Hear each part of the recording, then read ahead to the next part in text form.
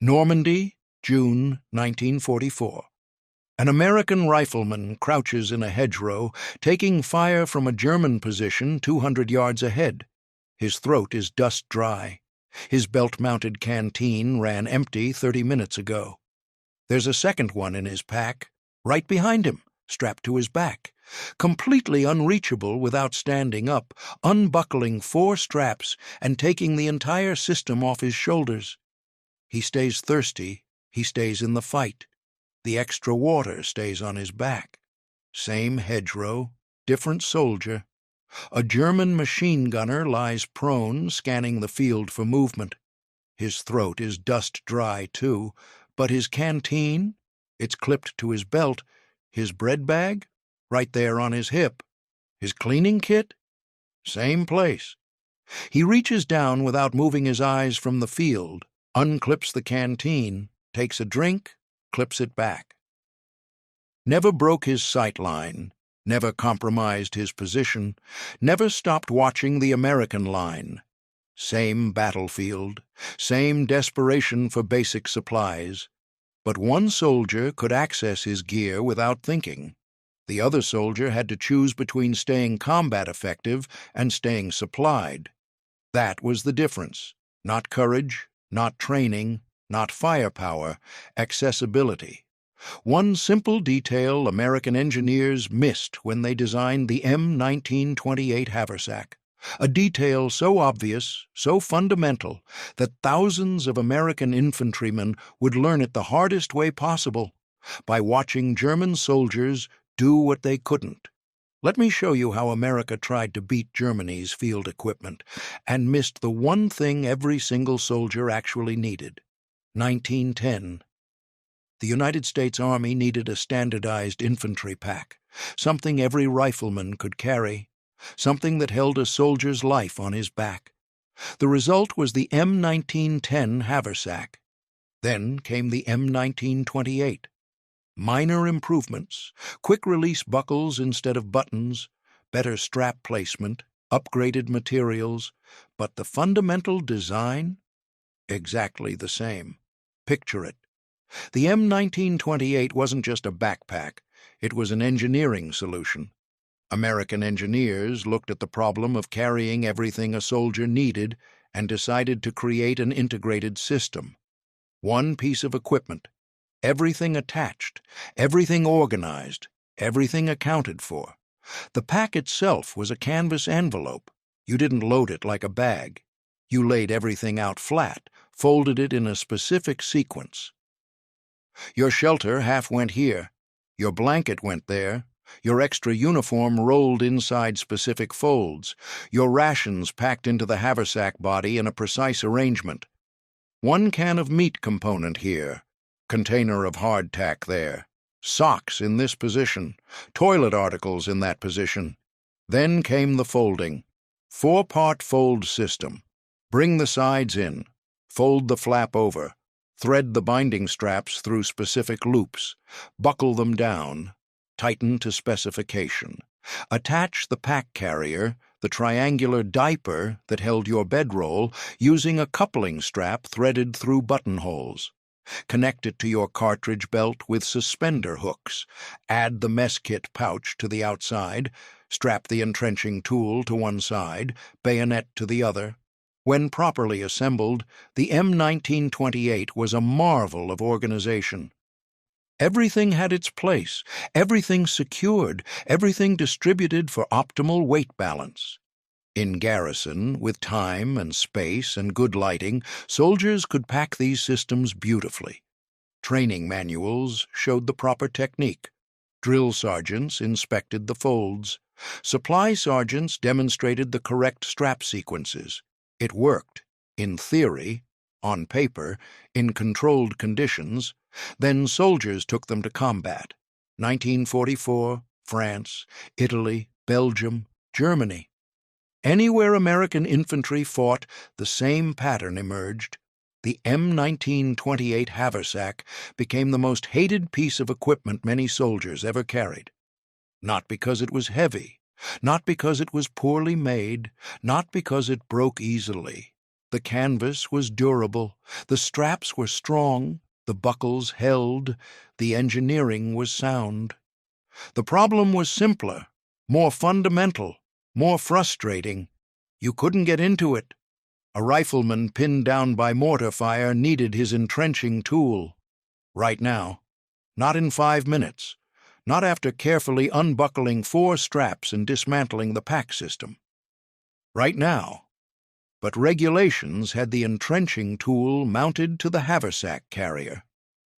Some soldiers improvised, strapped it to their belt instead, but the system as designed put it on their back. To reach it without violating procedure, he had to take the entire system off.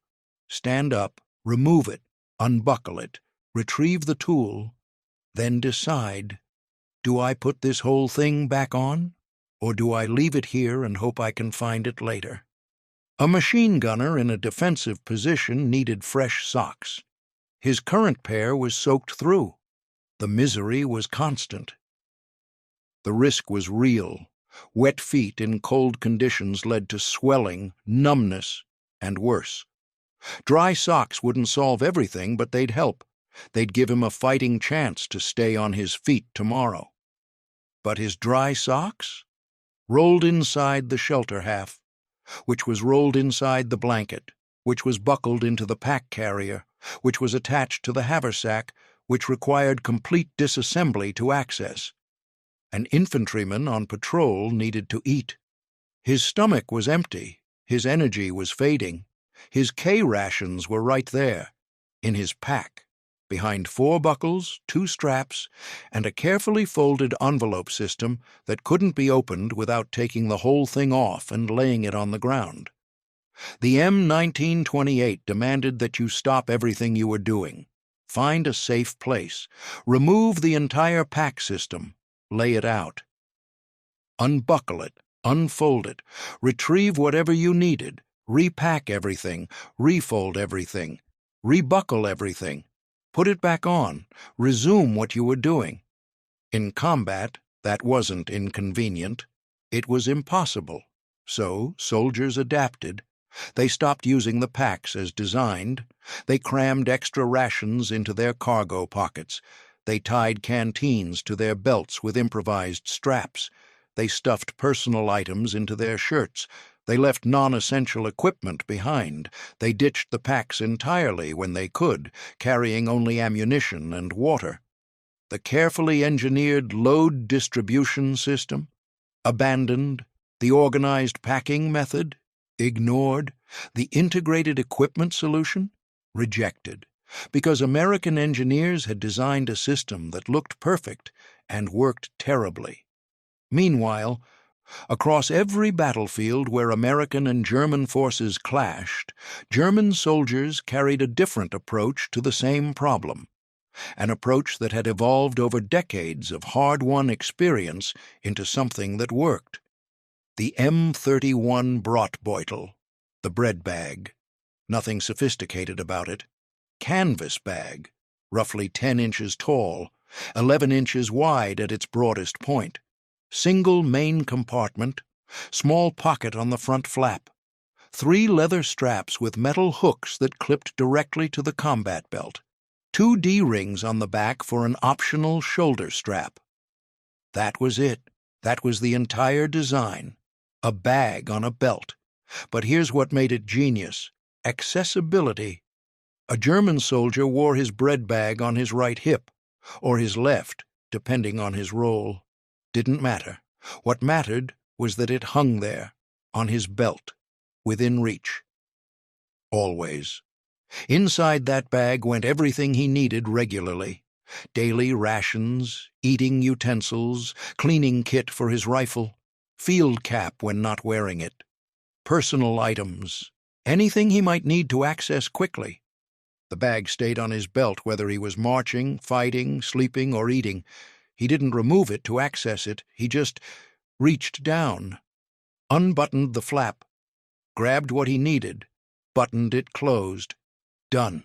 10 seconds, maybe 15 if he was being careful. No disassembly required, no straps to unbuckle, no system to dismount.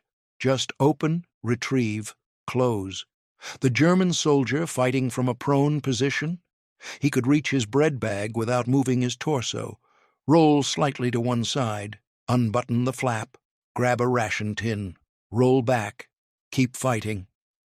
The German soldier on patrol, he could eat while walking, one hand on his weapon, other hand fishing a piece of bread from his bag. Never broke stride, never lost formation. The German soldier pinning down American infantry. He could clean his weapon's bolt without standing up, without taking off any equipment, without compromising his position. The cleaning kit was right there, on his belt, in his bag. This wasn't advanced engineering. This was the opposite of advanced engineering. This was simplicity refined through years of battlefield experience. German kit had evolved, not through formal doctrine or engineering philosophy, but through practical necessity, into a system that naturally prioritized accessibility in combat. And that's something American designers missed.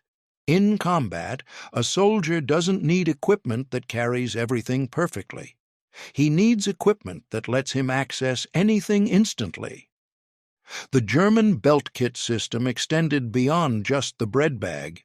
It was an entire philosophy of load carrying. The Y-straps, Koppeltragergestell for infantry, distributed weight across the shoulders and back. But they didn't lock equipment away. They supported what hung on the belt.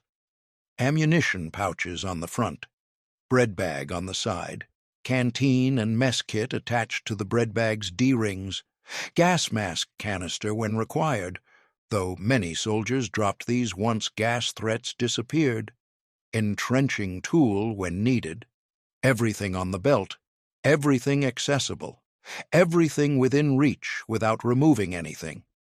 When a German soldier needed to carry more, his full rucksack for long movements, he attached the A-frame to his Y-straps. The A-frame held the heavier items: blanket, tent quarter, extra clothing, reserve supplies, things he didn't need during combat. When combat was imminent, he detached the A-frame, left it with the baggage train, went into action with just his belt kit, ammunition, water, food, basic supplies, everything he needed, nothing he couldn't quickly reach. The system scaled: light fighting load when speed mattered, medium load for extended patrols, heavy load for long marches. But the core principle never changed. The things you need most stay on your belt where you can reach them. American infantrymen noticed this. How could they not? They were fighting the same battles in the same conditions. They saw German soldiers eating on the move, saw them cleaning weapons without breaking cover, saw them accessing gear without removing packs, and when American units overran German positions, something revealing happened. Soldiers searched through captured equipment, not just weapons, not just ammunition, personal gear. Specifically, they looked for German bread bags. Those olive-green canvas bags with the 3 leather straps became prized possessions among American infantry, traded between soldiers, kept hidden from supply officers who might confiscate them as contraband, passed from veteran to replacement. Everyone who could get one wanted one, because soldiers in combat don't care about regulations, they care about survival. And the German bread bag helped them survive. Some GIs did direct comparisons, tried to access rations from their M-1928 Haversack. Took 3 minutes, required removing the pack, required safe space to do so, required both hands and mental focus. Then tried accessing rations from a captured German bread bag. Took 15 seconds, didn't require removing anything. Could be done while prone, while moving, while maintaining combat readiness. Same soldier, same need, completely different results. So, what happened? Why did American engineers miss something so obvious? The answer lies in how they approached the problem. American designers saw infantry load carrying as an engineering challenge. How do we create a system that carries the maximum amount of equipment in the minimum space while distributing weight optimally across the soldier's frame? That's an engineer's question. And the M-1928 answered it brilliantly. It did carry maximum equipment. It did distribute weight well. It was, from a pure engineering standpoint, an excellent solution. But engineers asked the wrong question. German designers, or more accurately, German soldiers who'd learned through decades of experience, asked a different question. How do we let a soldier access what he needs without stopping what he's doing? That's a combat question. And the M-31 bread bag answered it perfectly. The detail America missed wasn't technical, wasn't about materials or buckle design or strap placement. It was philosophical. It was understanding that in combat, accessibility matters more than capacity, that reaching your gear matters more than carrying the maximum possible load, that staying combat effective while accessing supplies matters more than having everything organized in a perfect integrated system.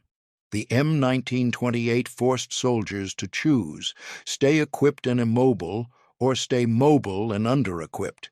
The M-31 bread bag eliminated that choice. Stay equipped and mobile. Both. Simultaneously, always. The consequences accumulated slowly, not in dramatic battlefield defeats, not in catastrophic failures, in thousands of small degradations of combat effectiveness. Every time an American rifleman couldn't access his cleaning kit under fire, his weapon was slightly more likely to jam. Every time a machine gunner couldn't reach dry socks, the misery continued. Wet feet in cold mud, the risk of swelling and numbness building with every hour. Every time an infantryman couldn't eat without removing his pack, his energy dropped a little more. None of these were decisive failures. None of them cost battles by themselves, but compounded across hundreds of thousands of soldiers over years of combat. The cost was real. Compare two soldiers, both fighting in the Hurtgen forest, both cold, both hungry, both exhausted. The American needs to eat, has to find cover, remove his pack, unbuckle multiple straps, dig through the carefully folded contents, find his K-ration, eat it, repack everything, put the pack back on. Takes 5 minutes minimum. 5 minutes not watching the tree line, 5 minutes vulnerable. The German needs to eat. Reaches down, unbuttons his bread bag, pulls out bread and sausage, buttons the bag closed, eats while maintaining his position. Takes 30 seconds. 30 seconds he never broke his sight line. Multiply that difference across every meal, every equipment access, every moment when supplies were needed. And you start to understand what American engineers missed. They missed the reality of combat. They missed that soldiers fight and move and access equipment simultaneously. They missed that stopping to manage your pack is stopping being a soldier. The irony is that American forces had all the evidence they needed before the M-1928 ever went into production, before the first unit deployed with it, before the first soldier tried to access his gear under fire. Intelligence officers had examined German equipment. They'd captured bread bags. They'd photographed them. They'd documented their use. They knew German soldiers carried their immediate supplies on belt-mounted equipment, but American designers looked at that simple canvas bag and thought, we can do better. We can build something more advanced, more integrated, more engineered. They were right. They did build something more advanced, more integrated, more engineered. The M-1928 was objectively more sophisticated than the M-31 bread bag. It was also objectively worse at keeping soldiers combat effective, because sophistication isn't always superiority. Integration isn't always improvement. Engineering complexity isn't always advancement. Sometimes, maybe most times in combat, the simple solution is the right solution, not because it's crude, not because it's primitive, but because it solves the actual problem soldiers face. And the actual problem wasn't how to carry the most equipment. It was how to access critical equipment without dying while you do it. After the war, lessons sank in. Slowly, reluctantly, but they sank in. The M-1944 combat pack moved toward a more modular approach. The M-1945 field pack continued that trend. Post-war development led to the Alice system, then Mole, then modern plate carrier configurations. All of them embraced the same principle the Germans understood in the 1930s. Keep critical equipment accessible on load-bearing gear. Keep it on your belt or vest where you can reach it. Keep it available without removing anything. Modern American infantry wear plate carriers festooned with pouches, magazine pouches, medical pouches, grenade pouches, radio pouches, utility pouches. Everything soldiers need most, right there on their chest and sides, accessible, reachable, available. The rucksack? That's for extra equipment. Long-duration supplies. Things you don't need every minute. Things you can drop when contact is imminent. Things you can leave behind and retrieve later. The Germans had that figured out 80 years ago. The M-1928 Haversack serves as a permanent reminder about the danger of engineering for engineering's sake, about the value of understanding user requirements before designing solutions, about the difference between solving the problem you think exists and solving the problem that actually exists. American engineers thought the problem was, how do we create an integrated carrying system? German soldiers knew the problem was, how do we let soldiers access their gear without stopping being soldiers? Different questions, different solutions, different results. And through decades of battlefield experience, German kit had evolved to answer that second question, not through deliberate engineering philosophy. Through hard lessons learned in trenches and on mountainsides and in frozen positions where accessibility meant survival. The detail America missed was fundamental: accessibility without removal. The ability to reach what you need while doing what you're doing. The capacity to stay supplied while staying combat effective. German soldiers had it. American soldiers didn't. And American soldiers noticed. They noticed every time they watched a German soldier eat while fighting, every time they struggled with their own pack's buckles and straps, every time they traded cigarettes for a captured bread bag. They learned what American engineers should have known before the first Haversack ever left the factory. In combat, the best equipment is equipment you never think about, equipment that works with you. Equipment that doesn't force you to choose between staying equipped and staying effective. The M-31 bread bag was that equipment. Simple, accessible, functional, perfect. The M-1928 Haversack was not. Complex, inaccessible, impractical, sophisticated. And that was the detail. That was the difference. That was what separated equipment that soldiers loved from equipment soldiers hated. One let you access your gear without thinking. The other made you stop thinking about anything else. In combat, that wasn't a minor inconvenience. It was the difference between being effective and being vulnerable, between staying in the fight and stopping to manage your pack, between surviving and not. American engineers missed it, German designers understood it, American soldiers learned it the hard way. And the lesson? Sometimes the detail you miss isn't something small. Sometimes it's the most important thing, the one thing that makes everything else either work or fail. For the M-1928 Haversack, that detail was accessibility, the ability to reach inside without taking it off, the capacity to access your gear while still being a soldier. America tried to beat Germany's field kit with engineering sophistication. They succeeded at making something more complex. But they missed the one detail every soldier needed, the detail that made equipment useful instead of just carried. The detail that German soldiers had enjoyed for years, while American soldiers struggled with straps and buckles and four-part folding systems. Accessibility. That was the detail. That was everything. If this deep dive into World War II equipment failures and combat realities resonated with you, hit that like button and subscribe. Next time, we're examining another piece of American equipment that looked perfect on paper but failed in the field. You won't want to miss it.